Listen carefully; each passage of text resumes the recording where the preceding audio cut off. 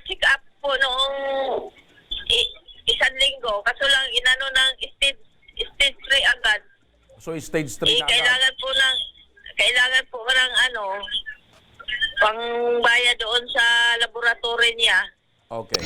Makakausap naman natin ngayon si Jovita Balakit.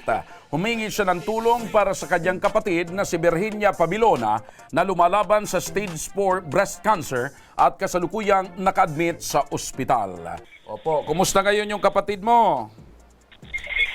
Ando pa po sa bahay po. Nasa bahay. Opo. Opo. So, hindi pa siya nadadala ng ospital? Pina-check up po noong isang linggo. Kaso lang inano ng stage 3 agad. So, stage 3 na agad. Kailangan po ng pangbaya doon sa laboratory niya. Okay. Ito po bang kapatid ninyo, may pamilya, may mga anak, may asawa? Wala po, dalaga po. Dalaga itong kapatid nyo. Kayo po, may pamilya Opo. kayo? Mayroon po. Okay.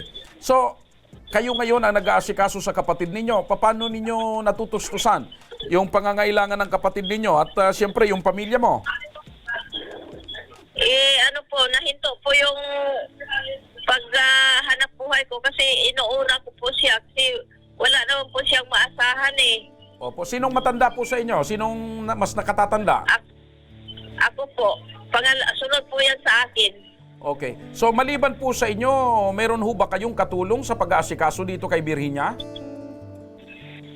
Mayroon akong kapatid na bunso. Kaso lang hindi po maasahan eh. Malayo po ba dyan sa inyo?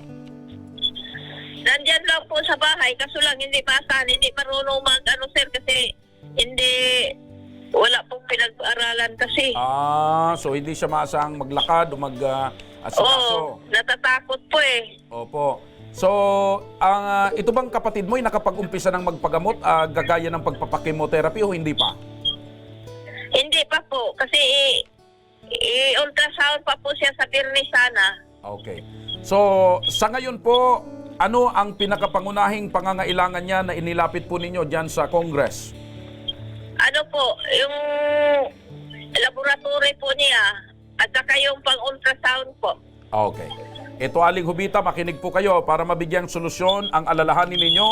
Makakausap natin sa linya ng telepono si Sir Alvin Martinez ng Ako Bicol Party List National Capital Region. Nanghihingi po siya ng laboratorio at kung ano-ano pa pong kailangan ni Ate Virginia dahil napagkaalaman ko ata na may cancer si Ate Virginia. Opo. So, kinumpute po natin, sinabit na po natin sa DOH yung kanyang hinihinging medical assistance. Kinumpute po natin, hinihintay pa po natin yung final approval ni DOH. Nagpasobra tayo ng base doon sa computation na nakita natin kanina. Nagpasobra pa tayo. Opo. Ako Bicol, nagpasobra pa. Siguro po bukas itong linggo, baka po bumalik na po ang DOH sa atin. Aprobado na yung guarantee letter na yon. Garantisado, mabibigyan po siya ng medical assistance na Ako Bicol at Ticongsan. Ayun, opo. Opo, napakinggan niyo po si Sir Alvin. Pinoproseso na po pala. Inaayos na po ng mga staff ng Ako Bicol yung pong tulong na matatanggap ninyo. At anumang araw ngayong linggong ito ay mapapasa inyo na po yun. Opo. Opo. Salamat po. So hayaan nyo po, Aling Jovita, may team po ang Ako Bicol dyan, naaalalay sa inyo hanggang sa matanggap nyo po ang tulong sa Ako Bicol Party List. Ano pong masasabi nyo sa Ako Bicol Party List kay Congressman Saldico at Congressman Jill Bungalon? Maraming salamat po, sir.